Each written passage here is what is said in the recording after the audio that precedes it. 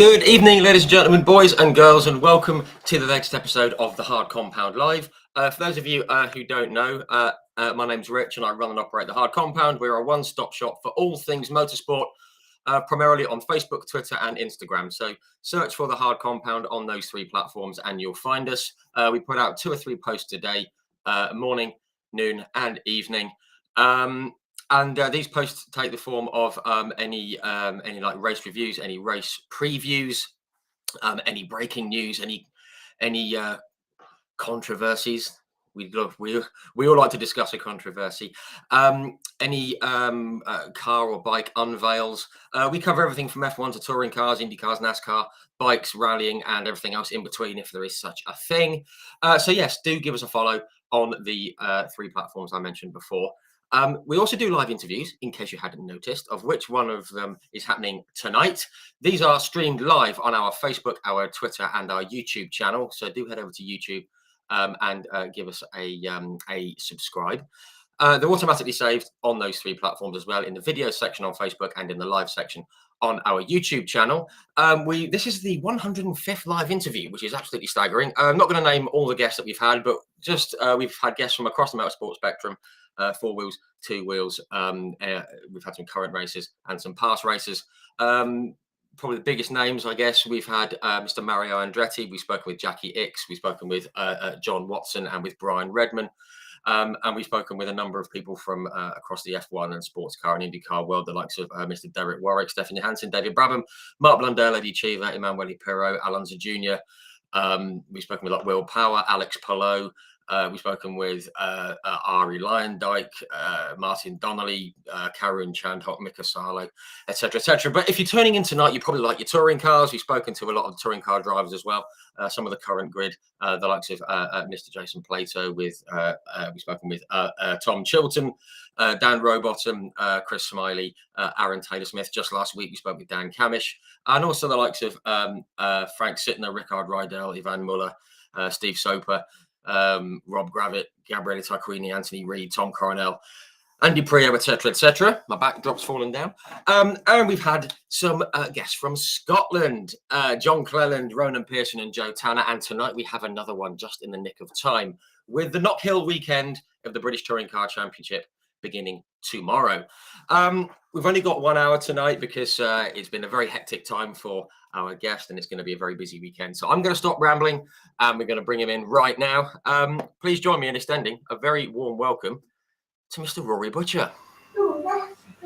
Hello, Richard. And there he is. Rory, how are you? Yeah, I'm doing well, mate. I'm doing well. Quite an impressive list of drivers you've had on the show. Yes, the list keeps getting longer and it's my own fault. Although people keep saying yes, which is very nice. Yeah, I mean, we've spoken about getting you on since, when was it? April last year, I think it was, at Media Day. So it's good that we finally managed to get this put together. So thank you very much for coming on and having a chat. Much appreciated. Thanks for having me. Thanks for having me, mate. No problem at all. Right, appreciate you're very, very busy. Oh, hang on. We have one special guest. Lucy, just come in here quickly. This is my daughter. She's about to go to bed. Hello, Lucy. Hello. Can you go? I've got my son's currently. I've got one kid in bed at the moment, and we've got Parker's just playing chess before he goes up for. Parker, you want to come and say hi as well? Yeah, come and say hi. You want to come and say hi? Come and say hi. Okay, he's saying hi, but he's not coming over. We've got the audio. It's fine. Yeah, fine. That one was the I want to go to bed. I want to see Daddy. Brilliant. But no, thank you so much for coming on. I really, really appreciate it, especially with a busy weekend coming up.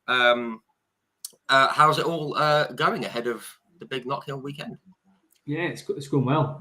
Preparations are going good. Excitement's building for the home event. You know, absolutely love racing at home. You know, being a Scottish driver, it's you only race in Scotland once a year. The rest of the time you're kind of traveling all around the country. And so for us, you know, is there 4 of us on the grid this year? Well, I believe so, yeah. I think so. I think you know we will all appreciate sleeping in our own beds, and also just seeing people that don't get the opportunity to come down to some of the races. You know, friends, family, personal sponsors that might be based locally. So yeah, I always find it quite a special weekend. Yeah, absolutely. And I think the fans love it as well. It's as you say, it's the only trip over the wall, so to speak. And obviously, you will know this better than anyone else. Knockhill is a fantastic circuit to not only race at, but to spectate at as well. Yeah. The fans always come out in numbers, and yeah, it's amazing. Even if it's raining, which obviously never happens. No, and you know what? It will rain at some point over the weekend. It always does. But I think Sunday looks good, and the last few years, the Sundays have been good, which is the main. I think from a circuit point of view, that they just want to get a dry Sunday, good racing, and just for the crowd not to get soaked. But yeah, in terms of like a circuit to watch from, it's just incredible. It's similar to Brands Indy because it's so short. It's just over a mile. Was it 1.2 miles? So you see the cars every 50 seconds. And if you stand somewhere like Duffus Dip or Clark Corner at the chicane, you can basically see probably 50% of the lap from one viewpoint. And then if you go down to the hairpin, you might not see as much of the track, but you're going to see a lot of action because that's where a lot of the overtaking takes place. And I think, if you go online and you look at touring car pictures of cars driving around Knockhill, usually they're on two wheels or they're completely off the ground. And it's just the nature of the track. It's quite unique. Yeah, it is. I mean, it's absolutely fantastic. I mean, I've personally been twice. Once just as a spectator, and once I was passing through last year, and it's just got a very cool feel about it. And the hill itself, it's that landmark. But you mentioned about Duffus Dip and the hairpin. They're the two spots that I watched from when I was there in 2019. Yeah. Which obviously you have good memories of. Yeah. Race one, of course. But you're right, Duffus Dip is a fantastic place to watch from. You can see half the circuit, and then when the sun came out, we thought, right, when we're going to go on the right side of the hill to get the sun. And it was terrific viewing, just on the outside of the hairpin there, just as you come out the hairpin, where there's a new facility, isn't there now? There is actually, yeah. So Circuit have invested in it's like a hospitality centre, and it's kind of like semi-permanent.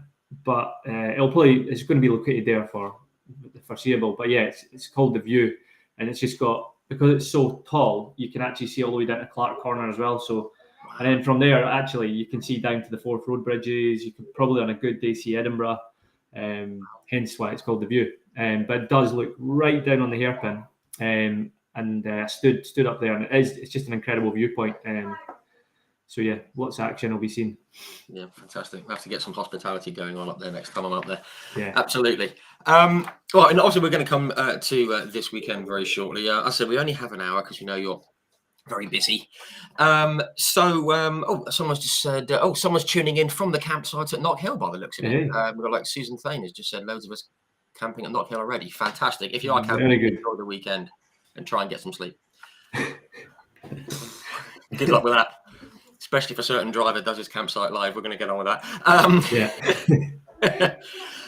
But obviously we want to run through your racing story. We always ask how people became interested in motorsport, but yours, it's kind of an obvious start, isn't it?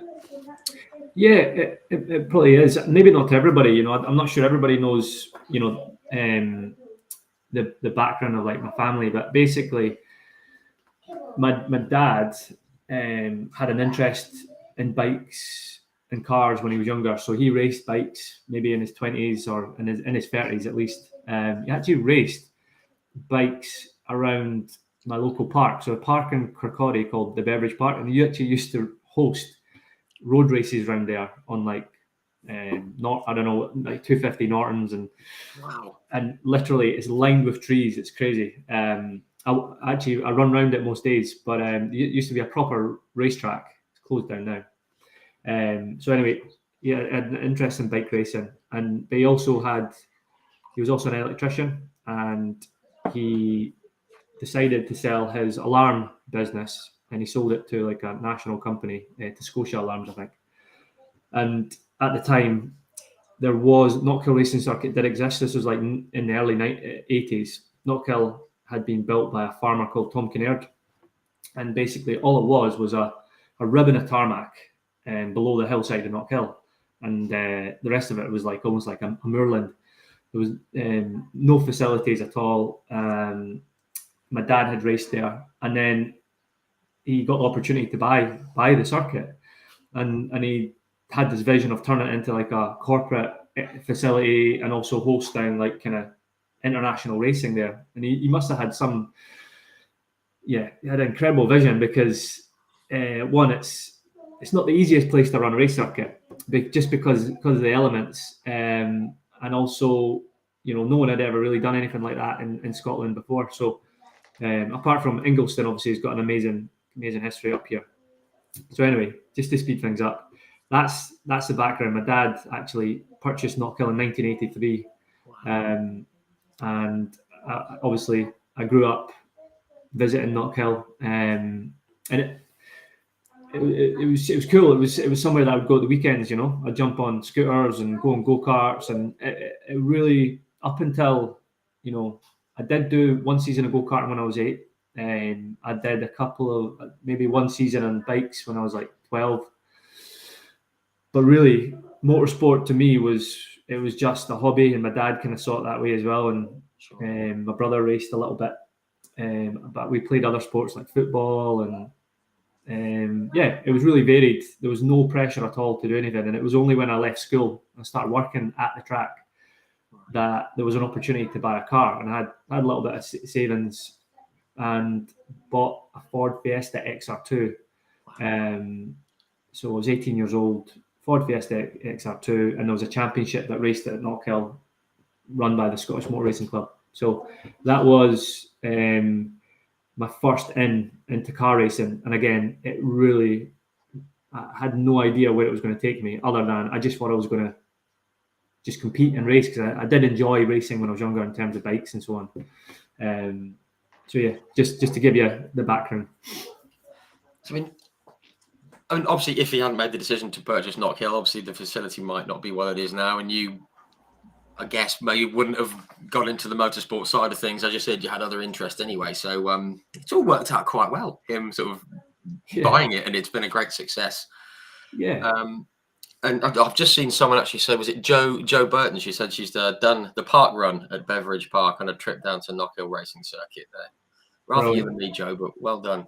Yeah, follow Jo on Strava actually. I can't remember if I met Jo, but for some reason we follow each other on Strava, and she'll probably slap me if I can't. But anyway, yeah, we give each other kudos on Strava. So, so that's cool. Kirkcaldy Park Run. I do that often. Yeah, and I've actually been to Kirkcaldy just before I met you at Media Day the other year, and I've just been to the football there, and you couldn't believe it. Why was I going to watch Wraith Rovers? But it was a lovely drive down the seafront. Really, really nice. Yeah, and actually that was hilarious when you told me that you've been to see Wraith Rovers, the local club. So very odd. Small world. And they lost, so I won't go again. I don't want to jinx them. So, and obviously, you're in the Fiesta Championship, and you're doing a bit of racing, and just as a hobby, as you say. When did the switch to the single seat side of things happen, and how did it come about? So I did a season in the XR2, and then I was given an opportunity. Did pretty well out of the box, and then I got an opportunity. I did like a scholarship the next year, and had a drive in a Mini Cooper Cup car. That ended, and it was kind of like, well, what do we do next? And the Scottish Formula Ford Championship was just starting to kind of come together, and for using the 1600 Kent engine. So we're looking at like Van Diemen 92, Van Diemen's. I think the Ray. I'm not sure if the Ray was kind of about at that point, but it was really post 91, I think, or post 90 was the cars that we were using. And yeah, bought this race car, prepped it myself with some help from kind of friends and some supporters from Kirkcaldy, and ended up racing in Formula Ford, which led me to a couple of years later then going down to the national championship and fighting it out for the national title and winning the festival, I think in 2009. And that's really, to be honest, that's my only single-seater experience, but it taught me a lot.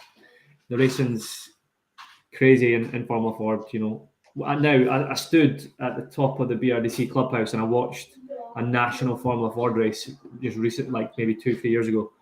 I was like, I can't believe I used to do that. It's just like, it's just insane.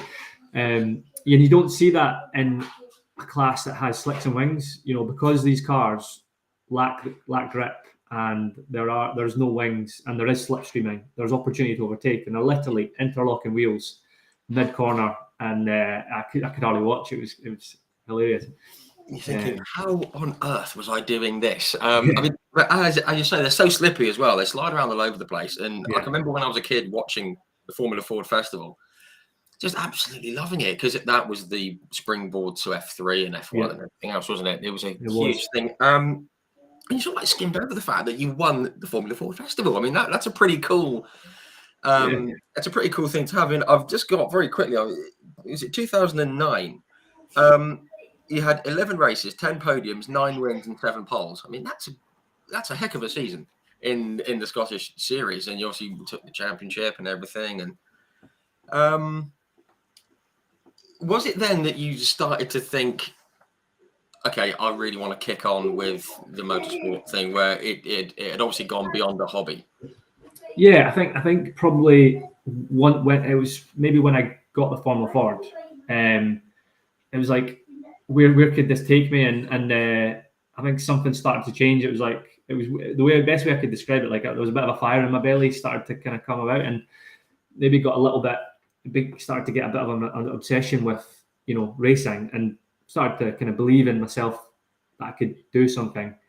And it was that, I would say 2009 is when people and maybe started to take a bit of notice, and some opportunities came off the back of that year.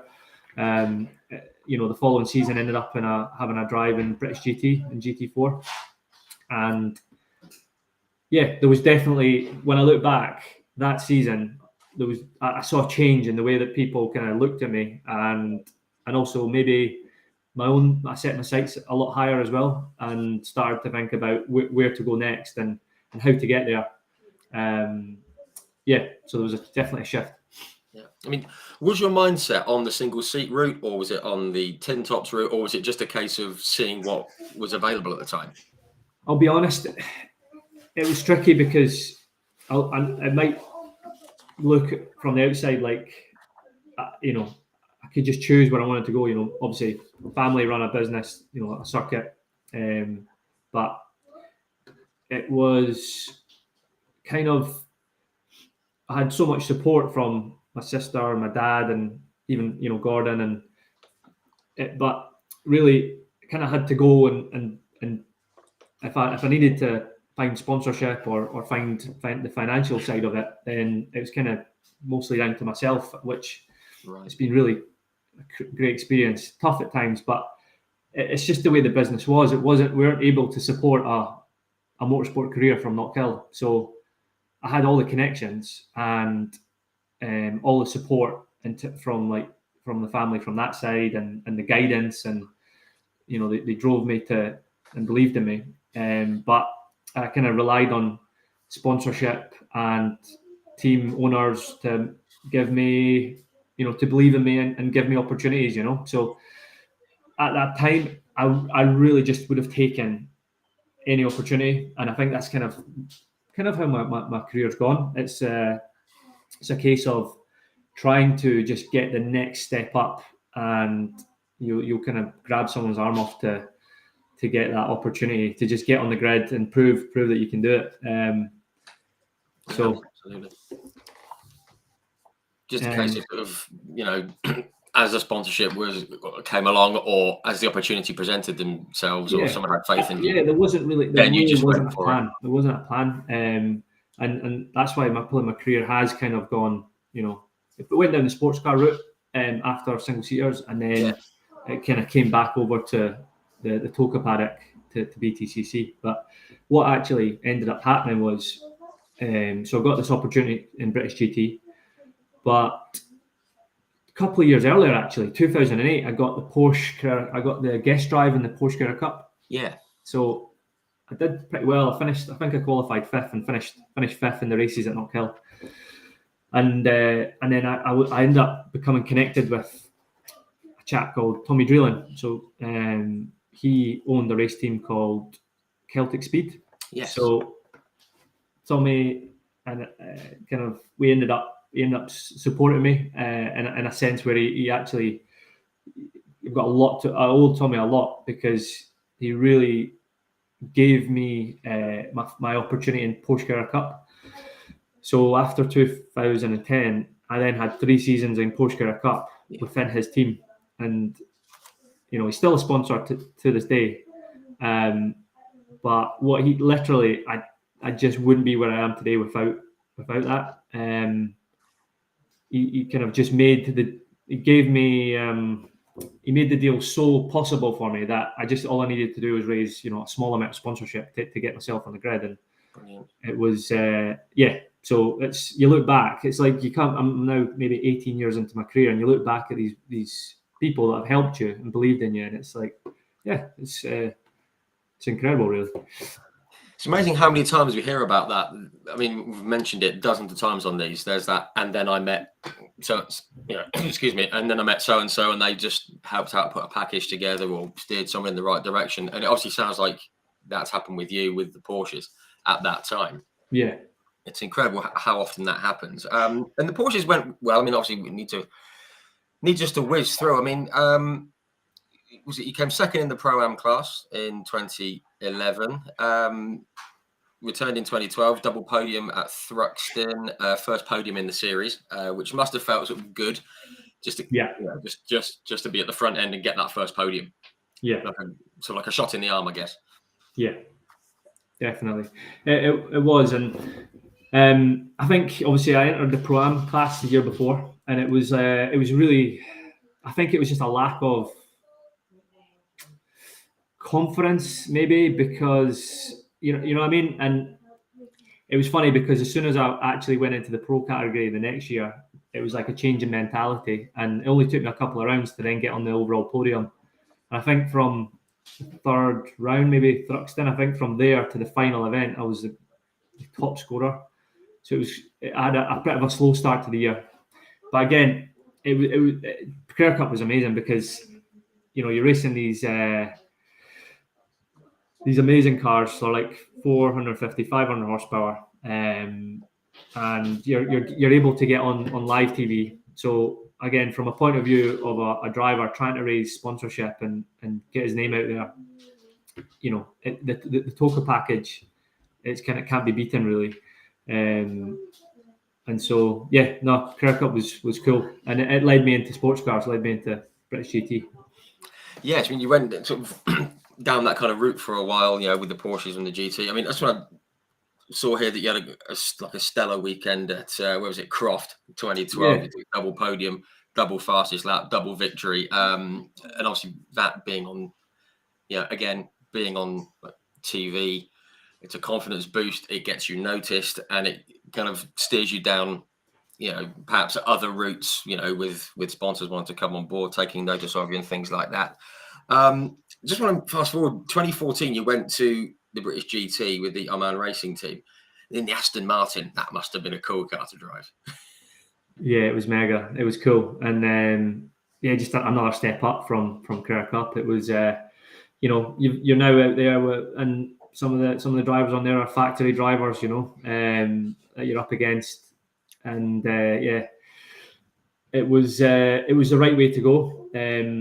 And I think GT3 at the time, it was, and it still is, really, really it's really buzzing. And you can just go to so many different places, from there, the stepping stone, you could go and do 24-hour races and Daytona or Spa, and those 2 years, that was a motor-based performance. It was under the Oman Air banner, but actually it was motor-based performance, and that's how I came in to meet David Bartram. And right, we had a couple of good years together. I think we finished fourth in our first year in British GT overall, and then I can't remember what happened the next year. It might have been another top 5.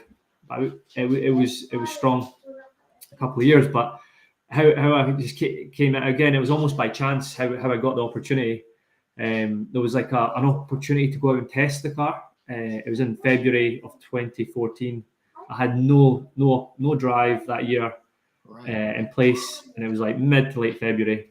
And I flew out to Portimao and ended up getting this like bug or like virus.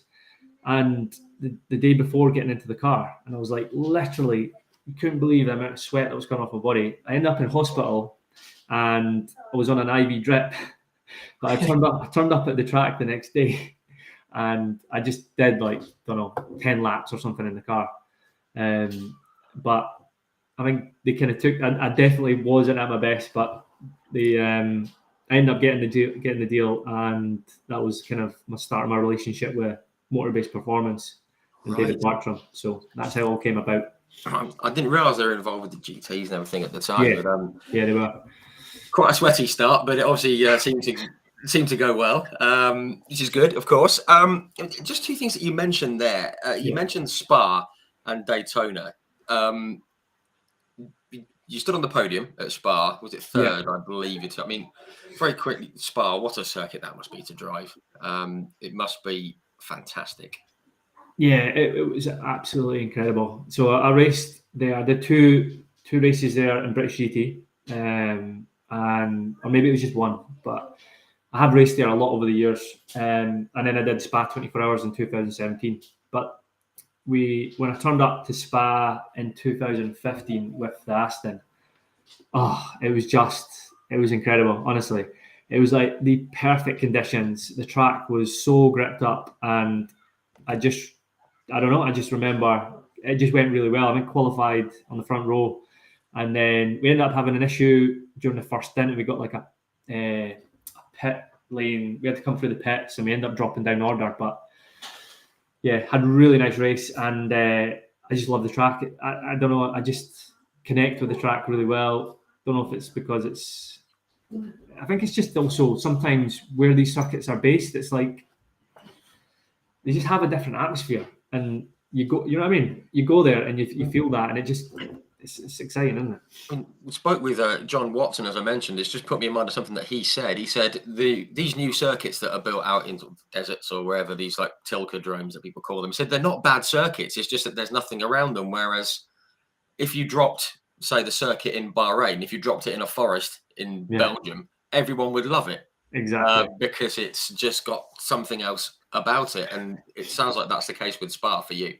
Yeah, it has. And the same with Nürburgring. Like, I have the same feeling there. And I don't know what it is. It's maybe just being up in the hills and like the trees. And definitely, I love these types of tracks. And it is true. The classic tracks do have something about them. And you'll never replicate that. Unfortunately, with these new circuits. Yeah, unfortunately, the new ones will never quite have that thing, I guess. Yeah, it's something you can't explain it, and it's like we all love to drive branch GP, don't we? It's just a classic. Did they do one Grand Prix there? Didn't they? Is that one? Oh, only one, but they did. I think it alternated for a while. Brands and Silverstone, I think, in the 70s from like. Yeah, but it'd be great to see it back there, but obviously the facilities and the noise restrictions and whatnot, not going to happen. But what a circuit! It is, it's definitely ranked up there as well. So yeah, fantastic. Just very quickly, I've just seen someone said he's saying good night because he's leaving Portsmouth at 1:30 to drive to Knockhill. Fair play, that is commitment. Mark, that is good going. Well done, that man. And the other one was like Daytona, from the classic sort of forest circuit to the big banked oval. It's on my bucket list. I'd love to go to the Daytona 500, the NASCAR. You did the 24-hour race there. How did that come about? Because that's a cool opportunity. Yeah, it may have been a little bit random. I can't even remember how it happened, but Damien Faulkner. Yeah, do you remember? You know Damien? So Irishman. I know of him, yeah. And post Super Cup, and then went out to the States and had an amazing career out there. And don't know what it was called back then, maybe ALMS or something. it changed recently. The American Le Mans thing, wasn't it? Yeah, that's right. So he was racing in a team that was funded by a lawyer out in California, and they needed a quicksilver driver, silver graded driver, and I got put into the frame. There was like a couple other people who were involved that were going to get the job, and 1 minute.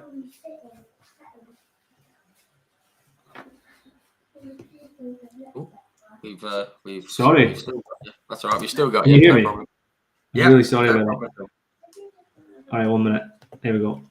There we are. And ended up getting out there, and I tell you what, it was so cool because it was January 2015, I think it was, and it was just like on a different scale to anything I'd done. Wow. Mate. And you're walking like down the paddock, and Jimmy Johnston will walk past, or Sash Bourdais, or I just remember the list of names, and I was a little bit like kind of like starstruck a bit. Oh yeah, obviously, yeah. Wow.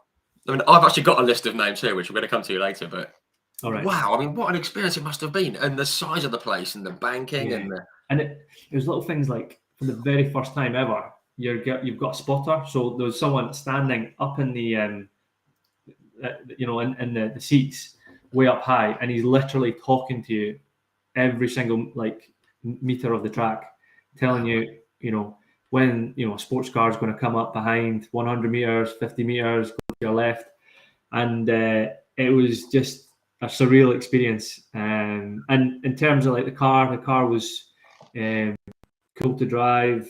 The circuit was quite raw. It was bumpy. The banking is steeper than you can actually believe. Like when I did a track walk, I was really shocked at how steep the banking was.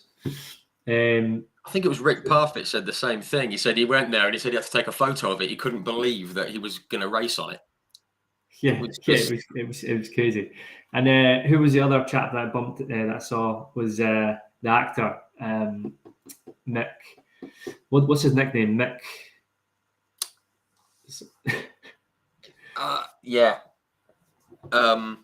Anyway, he raced at Le Mans. Yeah. We should know this, mate. I can't think of his name. Come on, Richard. Right, we'll come back to it. But anyway, yeah. Put it in the comments. Put us out of our misery. I know who you mean. Michael, he's got a nickname. I think he's quite handsome, so I think the ladies like him. Can't think. It's gone. Oh, mate. Right.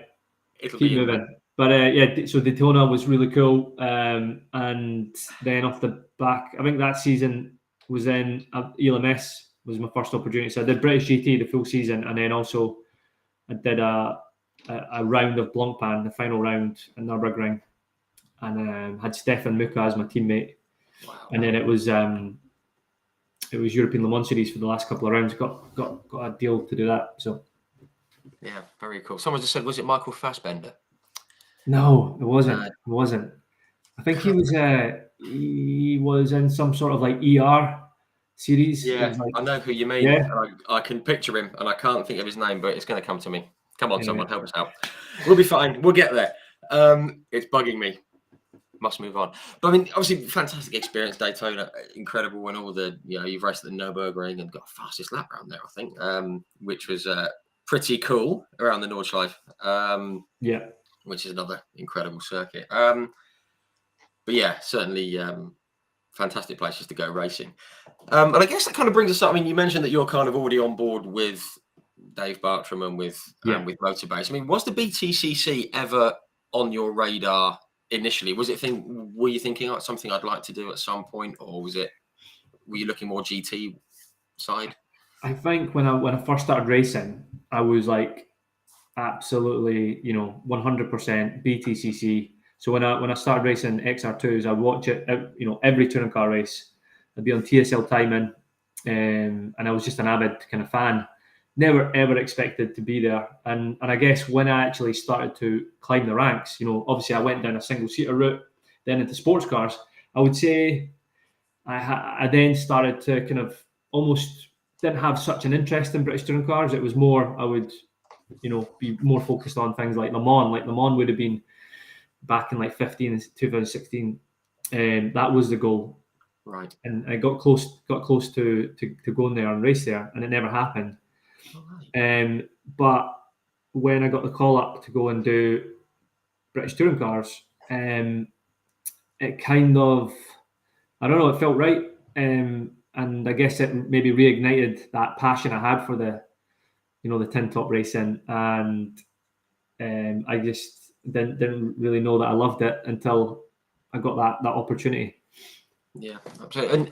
And when it came around, I mean, obviously your eyes had been on it for a while, but when it came around, I mean, obviously it wasn't in the best circumstance, obviously with the accident at Croft with like Luke Davenport. Obviously he's seemingly fully recovered now.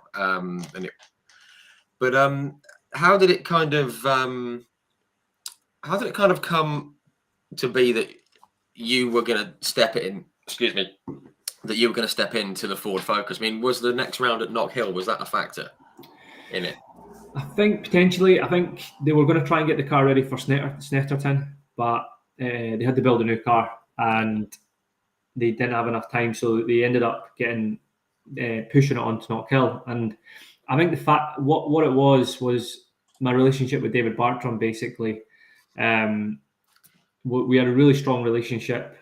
We really enjoyed working together. I think he believed I would do a good job, and maybe saw some of the skills that I had from British GT might have lended itself. I think he saw something in me, and he just wanted. I think he wanted to work together again. And so when he called me at the time, I was actually going for a bit of a rough season in 2017, and it was just like, it was weird, the timing of it. Obviously it came through really, like you say, unfortunate circumstances. I just so happened to have availability like the rest of the year. Didn't really have much opportunities coming up, and so the timing was good. And I did a test at Snetterton at the tyre test, blown away by the car and how raw these cars are to drive compared to like a sports car. You're just kind of on the edge all the time. And yeah, I agreed to kind of step in. So there it was. I mean, just going to progress that in a moment, but you touched on it there. I mean, you've gone from racing at Aston Martins around Spa and Porsche around Daytona and endurance, that kind of thing, and racing around the Nordschleife. And all of a sudden I mean, on the face of it, it says, it sounds like you're in a Ford Focus slumping around Snetterton, which doesn't perhaps have the glamour as, of Aston Martin and Spa. But just how different was it? I mean, you said you were blown away by it. I mean, was it just, as you say, like the rawness of it, or was it handling, or was the whole thing just like, oh, crikey? I think it was just a number of factors that made it really cool. I think definitely the driving the car was quite different. It was like there's no driver aids, so you don't have any traction control, no ABS, which features on a sports car nowadays. Now I didn't have paddle shift, so I'm now reaching over and shifting again, which is great. So there's slightly more, you would say it's a bit more of a driver's car. Yeah, and then more mechanics to it. Yeah, and then the nature of a front-wheel drive car is that basically the rear wheels are just a nuisance. You kind of try and make them do as little as possible in terms of have little grip, and you just let the front lead. And so I just enjoyed the experience of kind of hustling this car around. And I guess what I kind of, and also if you think about it, like I came obviously at the start of your career, you start in standing starts. You're the only short races, sprint races, and you're the only person in the car. And it kind of took me back to those days of like the cut and thrust of like, and the intensity of say Formula Ford. Yeah. So that to me really excited me. And when I come in and the engineer's asking me what he wants on the car, what I'd like, then from a selfish point of view, you're then just talking about you, and you don't have to think about your teammates. And there was things like that kind of I liked. And but there was a lot of challenges as well. Learning front wheel drive, the amount of moments I had in the first few races that year were incredible. It just takes a split second to a delayed reaction and reacting in the wrong way to like an oversteer in a car like the Ford Focus, and before you know it, you're kind of like you're having quite a big moment through paddock at Brands Hatch, and so yeah, there was a few kind of heart-stopping moments. Yeah, I can imagine. Just one thing that everyone, I think, will agree. I loved the shredded wheat livery. I think it just looked brilliant. It just stood out a mile, and it looked brilliant. It was awesome. That was very cool. I loved it. Yeah, it was really, really cool. And like you say, you know, people remember it, don't they? They remember it's a livery that just, you know, you have that back in like Super Touring days. You can remember, you know, all the different liveries. And yeah, I think shredded wheat is one of those that will carry through. Yeah, absolutely. I mean, I've actually got a sign. I ran up to Ollie Jackson last year and got him to sign a picture of the shredded wheat one just because I wanted it signed. It's just a cool picture. Right. But obviously, fantastic car. And the first round, you took a couple of points finishes on home soil. Was it two ninth places? I think you took. Pretty good start. Given that you had sort of, you know, you were just learning, you know, the front wheel drive and all the things that you've just said. Did you expect to be in the top 10? I think I was coming off the back of I felt like I was at a really good point in terms of like the way I was driving from like the GTs. Like I felt like I'd kind of was still progressing, and I'd reached a point where I felt really confident in my abilities. And I think I'm at a home track. You know, it's a familiar place. Just still learning the car and the championship, and so yeah, ended up with a couple of top tens, and it was great. It did become difficult the rest of the season, and you know what I would say. The one thing about the British touring cars is there's a lot of variables, and so you're learning front wheel drive. There's little things like I'd had tire warmers for like the last 6 or 7 years. So when I left the pit lane in a GT car, your tires are warm and you just push from the first corner. You know, something that I found quite hard was actually getting used to having to warm tires back again, and also getting enough temperature in the rear tires so I could lean on them. So there was a lot of these things. Also, standing starts. These cars are tricky to get off the line, so there was a lot to learn. While everybody's in their second half of their season, and I think what ended up happening was I was having moments where I was showing like good pace. So like, for example, I think I qualified reasonably well at say Silverstone and Brands. I'd then maybe have some really good lap times in the races sporadically, but I would probably send up the inside of someone and run past them and go through the gravel and lose 5 places. It was like I just didn't really understand the racecraft at that point, and I needed another season. I just wanted to get myself back in on the grid so I could just like prove to myself that I could do it, because Knockhill went good. I would say the rest of the season kind of went downhill, although there was a lot of I could see there was a lot of promise. I just needed more experience. Yeah, sure. I mean, was there any opportunity to stay with Motorbase for that second year? There was discussions going on, and David did his best to try and get me in the car. I can't remember if shredded wheat, maybe it was the last season coming up. They ended up, Tom Chilton went in there, Sam Tordoff came along, and they had a good season. I can't remember who was in the third car. But you know what? A really good thing happened to me in the sense that I ended up going into a car that was probably the worst car on the grid. In terms, it was at the end of its life. So I ended up going into the MG6. And also, you know, with a team that maybe wasn't at the time as experienced and maybe professional as Motorbase, but they raised their game over the couple of years that I were with them, and we had some amazing results. And actually, it was the best thing for me because the pressure was off. You know, I was maybe feeling a bit of the pressure the season before, but I just learned I was happy to qualify inside the top 20 in that car. Sure. And on a wet day, I could actually battle my way into the top 10 and get a result. So, it was great to get a season under my belt and actually just learn, right, how do you race? How do you get off the line? How do you qualify? How do you use all the different tyre compounds? So, And I guess that was the aim for that season. It was just get the experience, get the race, because you're in the pack. Obviously, you mentioned the car wasn't the best. You're in the pack, and it's all part of the learning curve. Exactly.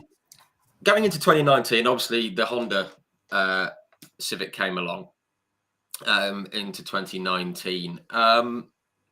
Completely different to the MG, much smaller. I guess perhaps a bit easier to drive. Was it? I mean, did you kind of click a bit better with it? I think that's just the way I would describe it, is that it just took less driving. Like the Honda FK2, obviously, it had huge success before AMD Tuning got their hands on it. So it was just the package was ready to go. It was like a turnkey package.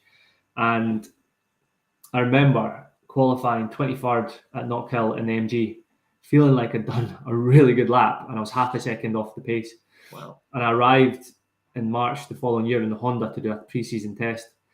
And I think on some tyres that had done like 60 kilometers, I ended up going quicker, like fairly quicker than what I'd done in the MG on a new set of boots. And before you know it, I was like below the lap record, and I was like, wow, bloody hell. Like I can do some things with this car. Like, and it revelation was almost. What's that? It was sort of like a revelation. It was like a completely different machine. It was a different machine compared to the MG, and then it was like, we had a really strong year that year, and I think that was the year, that was 19, wasn't it? So that's when we won at Knockhill and put it on pole, and yeah, it was great. Yeah, I mean, just first thing, you got your first win. Not handed to you, obviously, because that's completely the wrong phrase. It was 100% handed to me. It was. I feel bad for using the phrase. It's cool, it was, man. But you were racing Tom Chilton. He gave you a bit of a love tap. No. Tom Chilton tapped Matt Neal. That's what happened. So I finished second on the road. Tom passed Matt Neal by tapping his rear bumper, and they ended up giving him a time penalty, which meant that I won the race. Yeah. So I think it was in my first race weekend in the Honda, actually, and I won. It was Brands, wasn't it? Yeah. It was hilarious, yeah. Quite exciting, but yeah, it's a shame for Tom. Yeah, but he's fine. He's one of you. He's fine. He's all right. He'll be fine. But you had your first win on the road. On the road at Snetterton. Was that, in my memory, was that when Jason Plato and Ash Sutton had a bit of a ding dong? I'm sure it was at Brundles or something. I think they might have. So yes, Snetterton. I think it might have been there. That's right. I'm sure somebody will tell me. That was a really cool race because we qualified. We didn't qualify as well as we'd hoped, so we were like P11. And I was like, all right, then what do we do? So it was the first weekend ever that they ran the hard, medium, and soft compounds. So we're like, right, well, it was actually Gordon Shedden. So he messaged me, it ran all right after qualifying. I'm like, well, struggling a bit. And he's like, lad, if I was you, and he's like, you don't have to do it, but if I was you, I would just use the hards in race 1, mediums in race 2. Just hold station, and then you can count on most people in front of you will have used their good tyres before the end of the day. So that's what happened. I ended up starting P12 for race 3, and I was on the soft compound. But probably most of the people in front of me were on hards or at best on the mediums. And ended up in P3 by like lap 4. And I just sat behind Ash and Plato as he just beat like 11 daylights out of each other. And I was just like, I wanted to pass them because they were racing so hard. There was opportunities, but I was just like, if I get involved, like I'm going to end up like coming off the road. And I was it must have been quite hard to hold yourself back. Just okay, don't. Yeah, I was just like, right, the sensible thing to do here is just let them fight it out. And then I got an opportunity coming out onto the back straight where I got the run, and then that's where that moment happened between Ash and Plato, and obviously all the drama in the pit lane, and I think they've made up now. But I think that race win, nobody remembers the Rory Butcher race win. It was all about the antics afterwards. Yes, it was certainly memorable. One thing they do remember is your win at Knockhill. I mean, just very quickly, it was a really horrible situation within the team with what had happened with Sam. Sam tore off and his wife. But I guess it's also a terribly sad situation. But I guess does it sort of So right, let's do something really good for Sam. Obviously, Mike Bushell came in, so let's do something good for Sam. It's a home circuit. Did it kind of galvanise the team a little bit? Yeah, it definitely did. I think, Sam was a big part of the team. He probably would have continued to play into another year, I think. And when that happened, it's just devastating, isn't it? You know what I mean? And really so yeah, I think we all ran Arlo stickers on our cars and helmets, and I think the whole paddock had them on. Yeah, there was a lot of support for him and his wife, and yeah. So anyway, he messaged me after I got pole, and he actually messaged me. I remember he messaged me, and I was surprised that he did it. He was obviously still keeping an eye on things, and yeah, it's hard to know what to do in those moments, but yeah, it was. I guess, we had to just go out there and do our best for them, Yeah, and you certainly did. You put it on pole and you won first race, British Touring Car win at your home circuit. Oh, that's the weekend I was at, and the reception you got, it was fantastic. I think it's the only time I've ever heard people booing Andy Jordan when he passed you. Like, no, don't you dare. Man. Well, it was going on to the final lap, so I'd led. There's a lot of laps because it's a short track, so it was like 24 laps. I led 23. But what was interesting about that race was, and I've got a video on YouTube where the gearbox, second gear, fails. So there's a safety car after like 4 or 5 laps. Yeah. And you can hear the gearbox. I thought it had completely gone, and I was absolutely bricking it, like shouting to the team, like, what do I do? Anyway, third gear, fourth gear, fifth gear, sixth gear worked. So anyway, I had to use third gear coming out the hairpin, which is something I've never done, even to this day. It's always second gear. And so what I was doing was having to gap Andrew from, say, turn 1 all the way to the hairpin, and then he would kind of reel me back in, exiting the hairpin. But on the penultimate lap, I bloody clipped too much curb at the hairpin, completely bogged down, and he ended up getting a run on me. And it's cool because it created some drama. What could have been like a processional race, and he ended up running a little bit wide at turn 1, and obviously got the cut back, and then we ended up banging doors going into turn 3, and I got the place back. But it was just a great end to a already draining race, for me anyway. Cool. And so that was cool. And then standing on top of the podium, especially after all that drama, it was it was like a dream. It was a dream come true. Yeah, it's fantastic. It was a great race to watch, and a huge cheer when you won it as well, which was brilliant. All around the circuit, everyone was sort of rooting for you. So yeah, absolutely fantastic. And obviously, you ended the year with the Jack Sears Trophy and the Teams Championship. And was it 5th overall? I believe. I've got it here somewhere. I think Independence. I think we got the Independence Championship. Yep. It was a bit weird because Josh Cook actually beat me on points in the championship. So he was like 4th in the championship. I was 5th overall. And he was like 4 points ahead of me in the overall championship. But in the Independence, I beat him. So it's a bit weird. But so I'll take it. Yeah, absolutely. Yeah, absolutely. Just keep an eye on the time. And we've got some questions and comments I am going to come to. People are saying, was it Patrick Dempsey, the actor? That's the one. That's the fella. That is exactly the fella. We are going to come to these. Here we are. Someone just said, how did it feel to beat Jordan with gears missing? Pretty good. Yeah, right. Good. We're going to come to some comments in a sec. I just want to fast forward, going into 2020, COVID hit, derailed a lot of things. It was an awful time for everyone. But you went back to Motorbase. How did that come about? Or was it, again, just through Dave? It was Dave. He phoned me up and he's like, look, we're building a new car. He's like, I want you back in the car. Obviously I'd had 2 years away from him. And, he was probably like, well, Rory, he's now gone away and learned his craft a bit and stopped crashing into people. Well, I did crash into a few people that year, but he was like, right, I think we can make this work. And he was like, right, let's do this. Let's do a deal. And I was like, oh, right, okay. I was pretty close to signing with Sean at AMD, and it was a hard call to step back from working with Sean Hollanday and with the Honda, but it just felt right, and it was an incredible experience because they kind of built that focus around myself, and I just, the whole, it was a moment where everything was, I felt like I could potentially fight for a championship. The belief was in the team, with this new car, and then I kind of convinced myself that I could go and fight for a title. And I think we gave it a pretty good shot. It kind of went downhill after the crash at Silverstone. Yeah.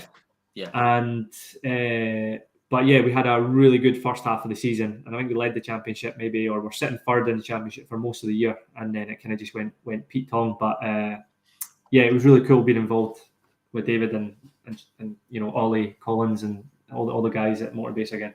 Yeah, which is excellent. And you said you thought you could fight for a title, and that was borne out, as you say, in the opening part of the season. You took, was it third and second in the first round at Donington? You took the win and second at Alton Park, so it was all going well.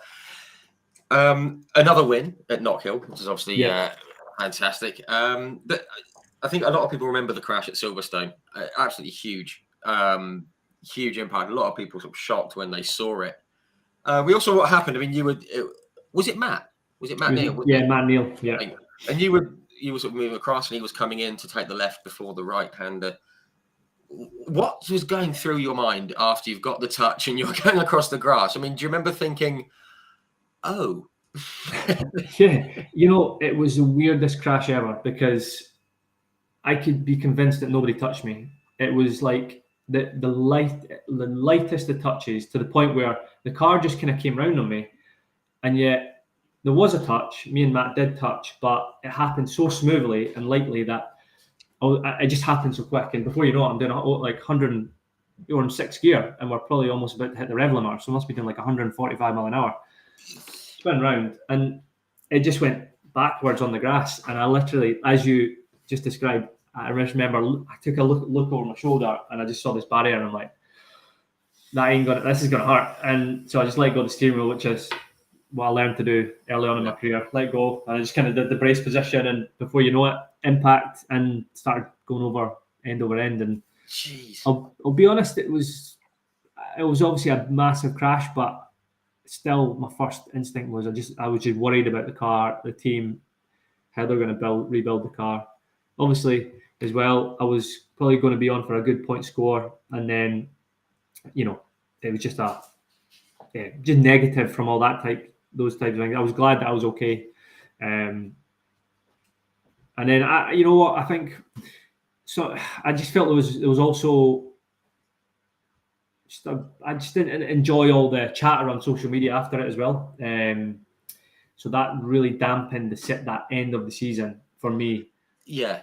And that's the thing about social media. I think people don't realise that you are drivers, but you're people, and you'll see it as well. And there was all that hate going towards Matt and all this other kind of stuff, and it must just get annoying, because it did, and you shouldn't let these things bother you, but sometimes, especially I think a crash like that also, just your body, you don't know what happens inside your body. I felt okay, but probably things move. I don't think I was 100%, and so yeah, took me a wee while to get over that. Yeah, absolutely, I'm sure. Just quickly, we want to say hello to Cheryl Lawman, who is one of the grid girls at the AMD. She's been through a bit of a spell recently, and said that everyone's forgotten her. Absolutely not, Cheryl. We haven't. Of course, we haven't forgotten you. Don't say that. Yeah, I know my wife follows her, and keeps me in the loop, and I know that she's doing okay. So yeah, which is great. Good to hear from you. Good stuff, Shell. Nice one. I'll keep an eye on the time. I'm going to have to rattle through very quick, so we're going to run over. So Motorbase, then it didn't. But then, obviously, you made the switch to where you are now with Speedwork under the Toyota Gazoo Racing banner. How did that come about? I guess they had a driver had left. So the factory were coming on board. Again, it's so weird, the timing of these things. It's so weird. Like myself and Christian, we raced against each other back in British GT. So in 2010, I did GT4. Yeah. You'll be happy to tell you he beat me that year. So I think it might have finished second in the championship. I think he won.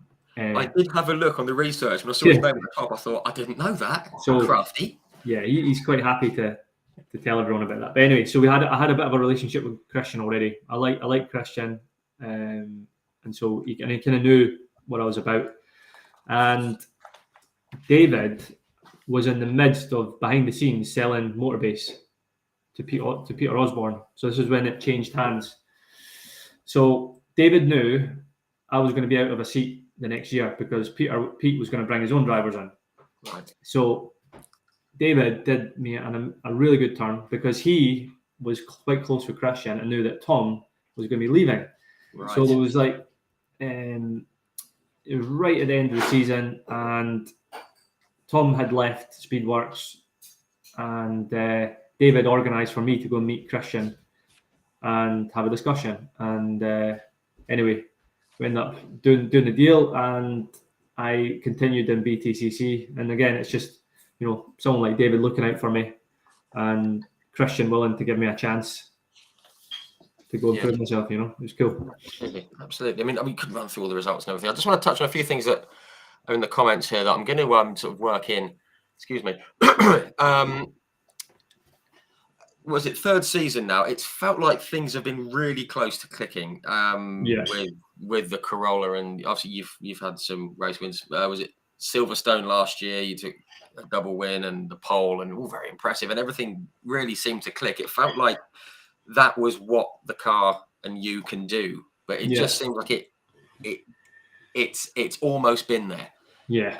Just from the outside looking in, I don't know how it feels to you. Yeah, I think that's it. I think we felt like the end of last year's season. It wasn't just the results at the end of the year, but it was also the consistency we had. Like, I think we had the longest streak of results or finishes in the points than any other driver at the end of last year. I think it was 29 in a row. So that's something that maybe you could say was a weaker point of mine in previous years. Was, all right, there's race wins, there's pole positions, but look, there's a DNF there. And I really was pleased at the fact that we'd scored in 29 races.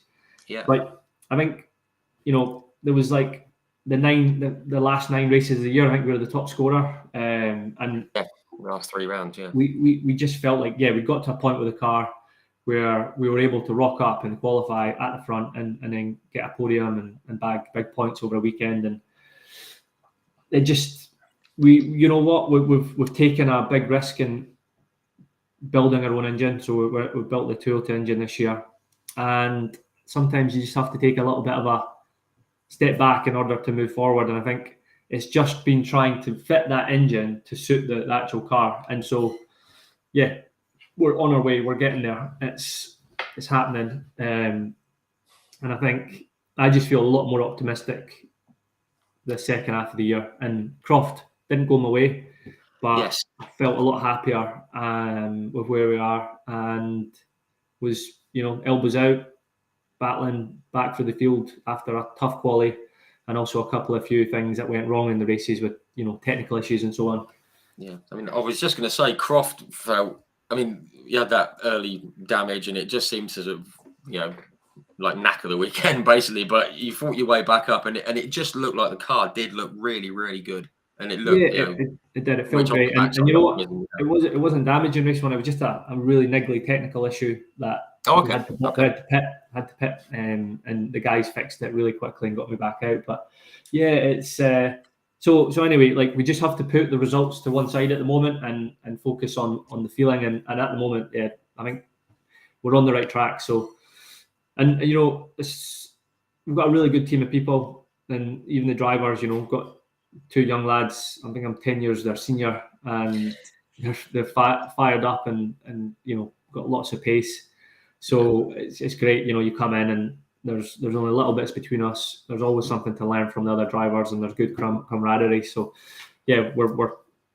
we're definitely on the right track to getting back to where we were at the end of last season. So just we'll get there. Yeah, and what better place to carry that on than obviously in home turf this weekend. I just very quickly on the other 2 drivers you mentioned. You got like Ricky and George in there. They just need a bit of luck, it seems. It doesn't quite seem to be falling for them. George's had a couple of things on the outlap, and Ricky's had a couple of things, and it just seems like the whole team just needs a bit of luck, and it will just all come together. And that's it. I agree. Yeah, and it's the same for the other 2. Yeah, they just need to piece a whole weekend together, and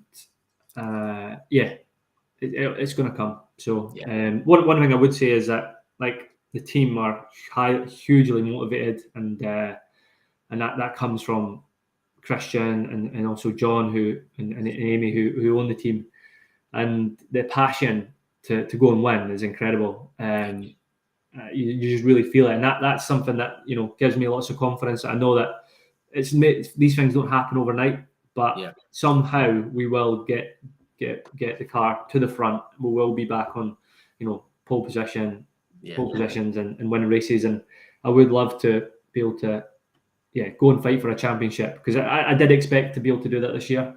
It's just not come together. Yeah, but everyone's heart's in it, and they're going the right way, which is 100%. Which is the main thing. Right, very quick. I'm very aware of the time. I'm going to rattle through some of the comments very quickly. Firstly, one early on. Where were we? Diffan Evans, evening Diffan. He says, "Have I love this? Have you gone to big Scottish brands like Iron Brew and Tunnocks for sponsorship? I'd love to see those in the BTCC. Awesome. I haven't personally spoke to Iron Brew, but I've had talks with, but they're linked to Rockstar Energy, so I've got links there. But I don't think there's interest in the BTCC. But I tell you, who has Tunnocks a good relationship and has been sponsored by Tunnocks is Gordon, so my brother-in-law. So and I think Ross Wiley's got their branding on his car this year in the Porsche Carrera Cup. So gotta love a tea cake. Love them. We'll come to Gordon in just a second. I just want to say hello to John Kane. He's one of the marshals up at Knockhill. Love you guys. You guys are hugely important to what we do, and huge thumbs up to all the marshals. Have a good weekend, you guys. Definitely. Good luck, guys. Yeah, absolutely. What have we got? Very quick. Very quick. Scroll down. Tune in. Oh yeah. If you could put a bet on every time Tim and David in the comms box have mentioned you and Gordon battling with each other, do you think you'd be millionaires by now? Maybe. They always mention the fact, and their brother-in-law. Yeah, I'm sure it's a fact that it's quite interesting, isn't it? Family members racing together. So why wouldn't you? But I think for me it was more. I think people maybe tried when Gordon came back into the championship, or actually when I joined the championship, there was always, trying to maybe create some sort of rivalry between us. But the thing about British touring cars is you can't really have a rivalry with one person, or normally you don't. Maybe this year there's like maybe one standout driver, but actually you look at other years and there could be 5, 6, 7 people and we're a chance of winning a championship.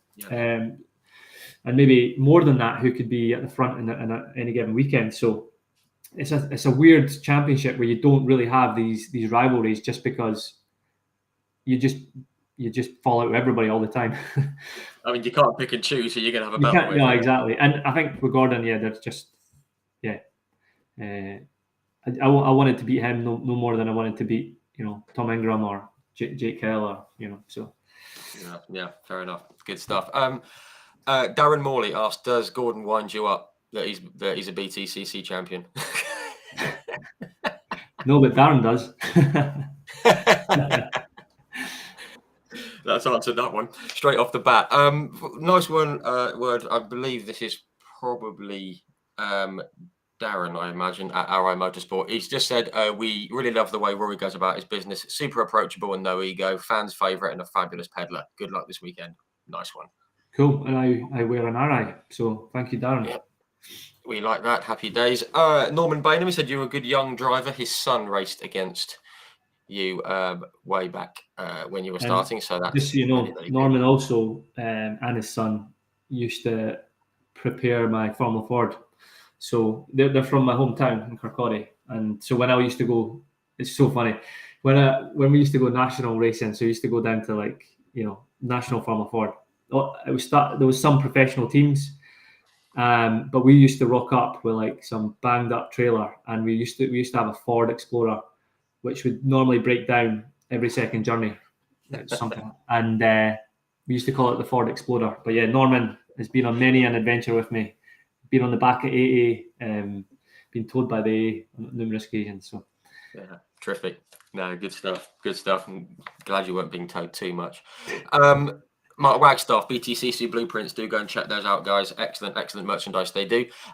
He said, I see Rich is described as a Knockhill expert. We've chatted with a few drivers about being an expert of their own track, so to speak, and not one of them has accepted an advantage. Do you agree? Do you think you have an edge because of your knowledge of Knockhill, or on race days? I think it would be lying if we said we didn't. But it's hard because the guys you're up against are so experienced and so good that, it's hard to say. It's hard to say. But I think you feel comfortable in Knockhill, you know. Yeah, that's one thing I would say. You're in your comfort zone. But yeah, it's hard to have an advantage over guys like Ash Sutton and Tom Ingram and Turkington, you know. Yeah, they're doing rather well. And okay, last thing before we wrap it up. Mark O'Neill. Right, Mark O'Neill has said, where are we? What are your thoughts on the ballast? On the ballast versus the hybrid thing? Which one do you? Well, prefer, I think it's not necessarily one or the other. I feel like maybe the ballast had more of an effect. So, in terms of what British touring cars are, you know, they definitely try and separate themselves from, say, F1, where you kind of know who's going to win before the weekend, right? British touring cars, it's all about that chaotic, you know, racing, which, you know, the guy from 12 could come through and win, potentially, and it creates excitement, and that's what British touring cars is all about. And I think at the moment we're going for a phase where the racing isn't maybe as exciting as it was when we had ballast, but it's not to say that the hybrid won't get to a point where that will work. I think maybe it probably just needs a little bit more, some tweaking, and maybe a bit more development, and you might see, you know, things change. I think the ballast just used to affect everything. It would affect your handling, your braking, your acceleration, your tyre degradation. So it was kind of like a punch to the gut when you're on full ballast. Yeah, absolutely. So, and as you say, I think the scales will go back that way eventually once it gets tweaked. And yeah, exactly. It's just, you know, it's in the early stages, but I think it needs to happen.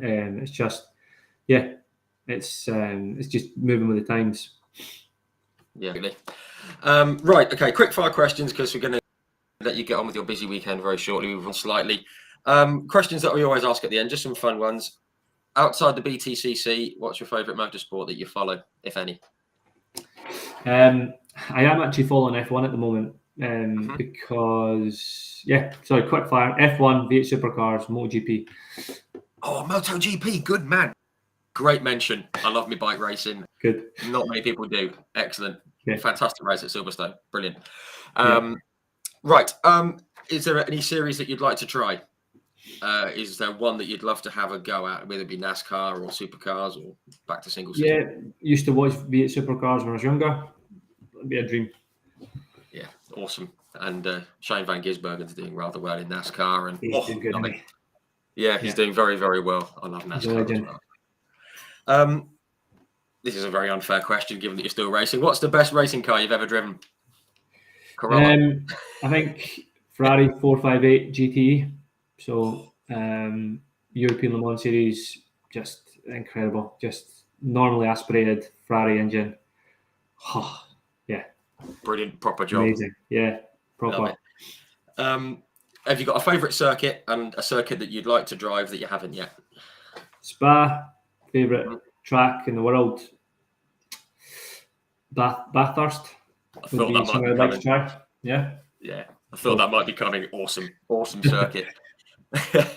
This one was a good one. What's your favourite race weekend memory that doesn't involve racing, whether it be a fan or as a fan, or a funny story, RAC towing you or something? Maybe like it does involve racing to an extent, but it's just having my family at Silverstone when I won. I took my family down. They came with me last year, and we stayed in a hotel, and it was just an amazing experience to pole position and win.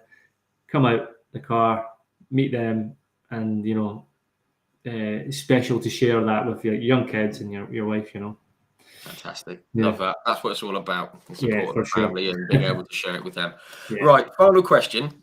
This is a horrendous question. It's always is very, very difficult. You've raced with many great drivers in the GT and Daytona and the touring cars. Just going to name a few of them. At Daytona, I actually did the research here. You raced against Eliseo Salazar, Scott Dixon, Tony Kanaan, Sebastian Bourdais, Mike Rockenfeller, Jan Magnussen, Simon Pagenaud, AJ Allmendinger, Shane van Gisbergen, René Rast, Scott Pruitt, Nick Tandy, Pedro Lamy, Rubens Barrichello, Brendan Hartley. Whew, all at Daytona, which was pretty immense. But you've also raced against like Alan Simonson, Scott Pye, Conor De Filippi, Johnny Adam, Dan Camish, Andy Prio, Josh Cook, Mark Blundell, some chap called Shedden. You're racing, Andy Jordan, Jake Hill, Ingram, Neil, Plato, Turkington, Sutton. I mean, it's a list of people you've raced against. Is there anyone that stands out in your mind that you've competed against as maybe not the best, but just someone who's maybe just a bit kind of special from a driver's point of view? Yeah, I think just so I'm not going to talk about any touring car drivers because that would be fair enough. Can't give them any credit.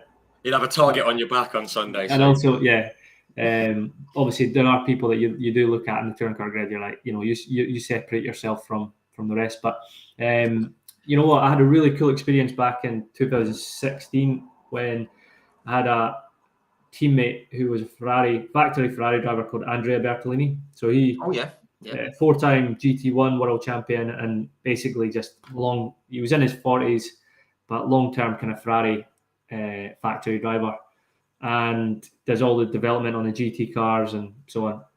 It was such a cool experience to have a season with Andrea.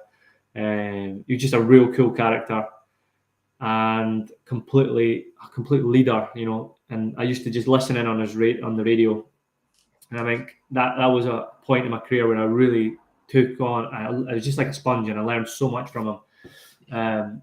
And yeah, I think Andrea separated himself from anyone I've ever met in terms of the way he works outside the car. So yeah, he was incredible at that side.